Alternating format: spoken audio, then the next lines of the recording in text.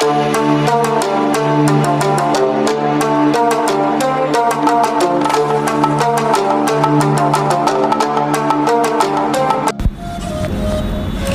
students, we are present here to explain the summary of the chapter We Are Not Afraid to Die If We Can All Be Together. Class 11th English chapter number 2 Hornbill's book. इसके author हैं Jordan Cook and Alan Coast. इसकी जो detail summary है वो हम सब समझने की कोशिश करेंगे। We will try to understand and consider the story of the chapter We Are Not Afraid to Die If We Can All Be Together. The story starts here. Story जो है वो शुरू होती है 1976 में, जिसे ऑथर ने जॉर्डन कुक ने अपने वर्ड्स में अपनी आत्मकथा के रूप में उसकी व्याख्या की है। ऑथर अपनी पत्नी, अपने बेटे और अपनी बेटी के साथ में एक यात्रा करना चाहते थे जिसका सपना उन्होंने बहुत पहले से देखा था। उनकी एम्बिशन थी कि वो अपनी बोट बनाएं और दुनिया की समुद्री यात्रा करें। वो रिपीट करना चाहते थे इस डुप्लीकेट यात्रा को जो कैप्टन जेम्स कुक ने 200 साल पहले पूरी की थी, जो दुनिया की सबसे लंबी समुद्री यात्रा थी। वो शुरू करते हैं अपनी यात्रा को जुलाई 1976 में अपनी पत्नी मैरी, अपने बेटे जॉनथन को जिसकी एज 6 इयर्स की थी और अपनी बेटी सुजैन के साथ जिसकी एज 7 इयर्स थी, उसके साथ वो शुरू करने की उन्होंने इस यात्रा को शुरू करने का उन्होंने सपना देखा था, उसे शुरू किया।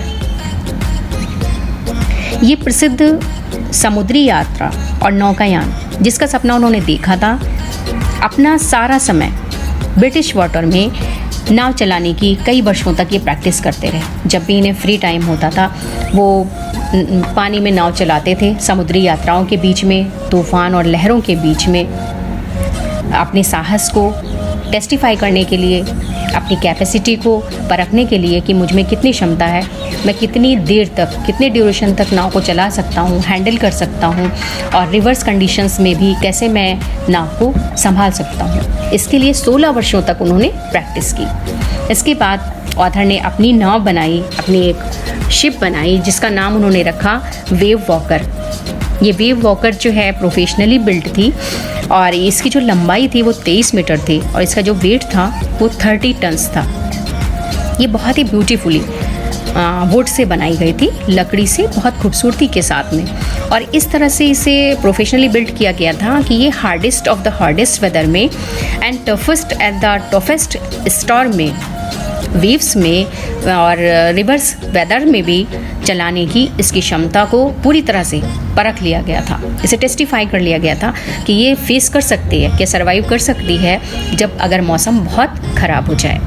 तो इसे पूरा टेस्ट करने के बाद राइटर ने एक आइडिया लगाया कि अगर हम इस बोट से अपनी यात्रा शुरू करेंगे इंग्लैंड से ऑस्ट्रेलिया तक तो 3 वर्षों में हम इस यात्रा को पूरा कर लेंगे। पहली स्टेप में, फर्स्ट चरण में जब राइटर ने अपनी यात्रा शुरू की तो 1,05,000 किलोमीटर की यात्रा बहुत आसानी के साथ उन्होंने कंप्लीट कर ली। फिर ऑथर ये कहते हैं कि जब हम लोग वेस्ट कोस्टल अफ्रीका से कैप टाउन पहुँच गए तो वहाँ से हमने 2 क्रू मेंबर्स को अपने साथ लिया। क्रू मेंबर्स वो होते हैं जिनको पूरा एक्सपीरियंस होता है शिप्स को हैंडल करने का और चलाने का। तो उसे मदद के लिए अपने साथ में लिया। जो 2 पर्सन्स थे वो अमेरिकन लैरी विजल्स थे और जो दूसरे पर्सन थे वो स्विस हर्ब सिजलर थे। इन दोनों का पूरा एक्सपीरियंस था। इन्हें अपने साथ में लेकर वो ईस्ट कोस्ट जो कि one of the world's roughest sea है और जो साउदर्न इंडियन ओशन की तरफ जाता है, वहाँ अपनी यात्रा के लिए चल दिए। लेकिन केप टाउन से निकलते ही ऑथर को बहुत ज़ोरदार आंधी और तूफ़ान का सामना करना पड़ा।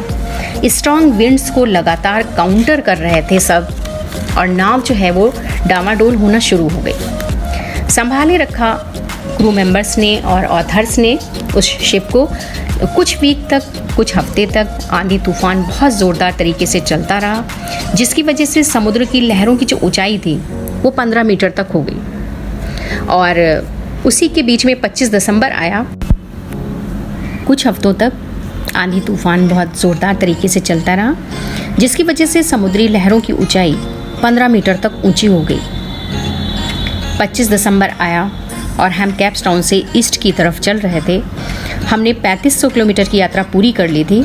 इस खुशी में हमने क्रिसमस डे बहुत अच्छी तरह से सेलिब्रेट किया, खूब एंजॉय किया और हमारा ये विश्वास था कि क्रिसमस के बाद ये मौसम बदल जाएगा, मौसम अच्छा हो जाएगा और इन लहरों से हमें निजात मिल जाएगी।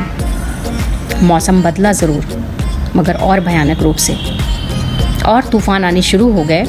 बहुत ऊंची ऊंची लहरें समंदर में उठने लगीं। लहरों को देखकर ऐसा लगता था जैसे ज़मीन से उठकर ये आसमान को छूने की कोशिश कर रही हैं।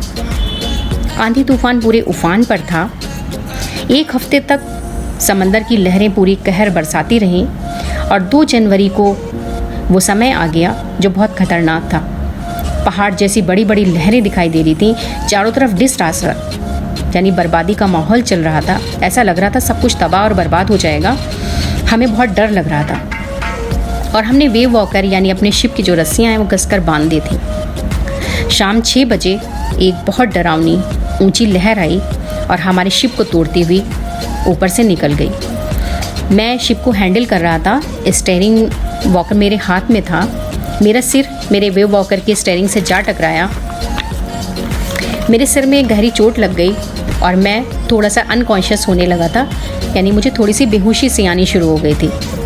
तभी वहाँ पर मेरी पत्नी मैरी आई और उसने बताया कि शिप में पानी भर गया है और सिचुएशन बहुत ख़राब हो गई है। मैंने अपनी पत्नी मैरी को शिप का स्टीयरिंग व्हील दे दिया और उसे समझा दिया और मैं बहुत मुश्किल से उठकर बाहर आया तो मैंने देखा दोनों क्रूमैन जो थे वो शिप में से जो भरा हुआ पानी था उसे पागलों की तरह निकाल कर फेंक रहे थे। वाटर पंप बंद हो चुका था क्योंकि लहरों के पानी के साथ जो रेत आया था उससे उसकी जो वाटर पंप में लहरों के पानी के साथ जो रेत आया था उससे वो ब्लॉक हो गया था। मैंने दूसरा न्यू वाटर पंप जो स्टीयरिंग में पड़ा हुआ था वो निकाला और बहुत कठिनाई के साथ उसे फिट किया। फिर मैं अपने बच्चों की केबिन की तरफ गया जिससे मैं जान सकूं कि मेरे बच्चों की क्या सिचुएशन है, किस हाल में है वो। तो मैंने देखा केबिन खोलकर कि मेरी 7 वर्ष की जो बच्ची सुजैन है उसके सिर पर आँख के ऊपर एक कट भी लगा हुआ था और गहरी चोट का निशान भी था। मेरी बेटी ने कहा, पापा मैं आपको डिस्टर्ब नहीं करना चाहती थी, आप सबकी जान बचाने में लगे हुए थे, तो मैंने आपको इसलिए नहीं बताया कि आप डिस्टर्ब होते। मेरी आंखों में आंसू आ गए और मैंने उसे थोड़ी सी तसल्ली दी और कहा कि हम लोग ज़रूर सरवाइव करेंगे, यहाँ से निकल जाएंगे। 3 जनवरी को 15 घंटे हो गए थे और हमको तूफ़ान की तेज़ी और लहरों की ऊंचाई से थोड़ी राहत मिली, पर शिप की जो कंडीशन थी उसे देखकर ऐसा नहीं लग रहा था कि ये हमें ऑस्ट्रेलिया तक पहुंचा पाएगी। फिर 4 जनवरी हुई। 4 जनवरी को 36 घंटे तक लगातार मैंने और क्रूज़मैन ने पंप से और शिप से पानी निकाल कर बाहर फेंका और शाम 4 बजे फिर से काले काले बादल आसमान में छा गए। 36 घंटे जो हमने पानी निकाला था उसका कोई नतीजा हमें नज़र नहीं आ रहा था क्योंकि फिर से जो काले बादल छाए थे, फिर से वही तूफ़ान और पानी सब हमारी बोट में भरने वाला था। हमें बहुत डर लग रहा था। 5 जनवरी फिर से तूफ़ान उठना शुरू हो गया। 15 फीट ऊंची ऊंची लहरें उठनी शुरू हो गईं और डर कर मेरा बेटा जॉनथन मुझसे बोला, पापा क्या अब हम सब सर्वाइव कर पाएंगे? मैंने बोला, बेटा श्योर, हम ज़रूर बच जाएंगे, हम ज़रूर सर्वाइव करेंगे। बट मेरा बेटा मुझसे बोला, पापा we are not afraid to die if we all can be together. अगर हम सब एक साथ हैं तो हमें मरने से डर नहीं लगता।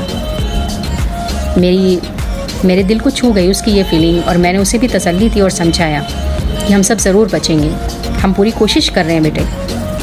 फिर 6 जनवरी को मैंने कैलकुलेट करके देखा तो मैंने पाया कि हमने 1,50,000 किलोमीटर की यात्रा तय कर ली थी। 2 बजे मैंने फिर मैरी को वेव वॉकर का स्टीयरिंग दिया और उसे कहा कि 180 डिग्री मोड़कर इसे चलाना। ठीक 5 बजे तक हम ऑस्ट्रेलिया पहुंच जाएंगे, ऐसा मैंने सबको विश्वास दिलाया। शाम 6 बजे जब मैं उठा तो सबको कुछ न कुछ चोटें लग रही थी क्योंकि तूफ़ान आकर गुजर चुका था और बोट में सबकी कंडीशन बहुत ख़राब हो रही थी। मेरा बेटा जॉनथन बोला, पापा मैं आपको हक करना चाहता हूँ, मैं आपको गले से लगाना चाहता हूँ क्योंकि आप वर्ल्ड की द बेस्ट कैप्टन और नाविक हैं, क्योंकि आपने वर्ड के जो आपने जिस कुशलता के साथ इस शिप को चलाया है वो ये प्रूव करता है you are the best captain in the world. एला स्टर्टन आइलैंड हमें दिखाई दे रहा था जो दुनिया का सबसे खूबसूरत आइलैंड है। उसे देखकर हमें ऐसा लग रहा था जैसे हमें स्वर्ग मिलने वाला हो। बहुत मुश्किल से हम वहाँ तक पहुँचे और वहाँ के लोकल लोगों ने हमें शिप से निकाला। हम सबकी हालत बहुत ख़राब हो रही थी, हमें चोटें लगी हुई थी, हम भूखे थे, हम बहुत थके हुए थे, बहुत परेशान थे।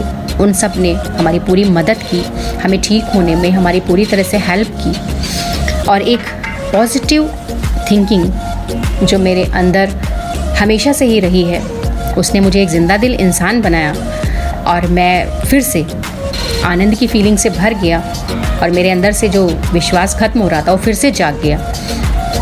और मैंने उन सभी को शिप में तूफ़ान में हिम्मत बनाए रखने के लिए दिल से धन्यवाद दिया। वहाँ के लोकल लोगों को भी मैंने बहुत आभार व्यक्त किया और स्पेशली अपनी पत्नी मैरी को जिसने ऊंची लहरों में भयंकर तूफ़ान में भी शिप के हैंडल को संभाले रखा। और अपने बच्चों को मैंने दिल से धन्यवाद दिया जिन्होंने गहरी चोट में होते हुए भी मुझे हिम्मत दी, मेरे साहस को बनाए रखा, मेरी हिम्मत को बढ़ाया। और मैं बहुत ज़्यादा खुश था कि मैं सरवाइव कर पाया, अपनी फैमिली को और अपनी यात्रा को, अपने सपने को और अपनी एम्बिशन को बचा पाया। मैं बहुत खुश था। ये हिंदी में समरी है चैप्टर्स की। Chapter number 2, we are not afraid to die if we all can be together. Students, मुझे पूरी उम्मीद है कि ये हिंदी की समरी आपको समझ में आई होगी।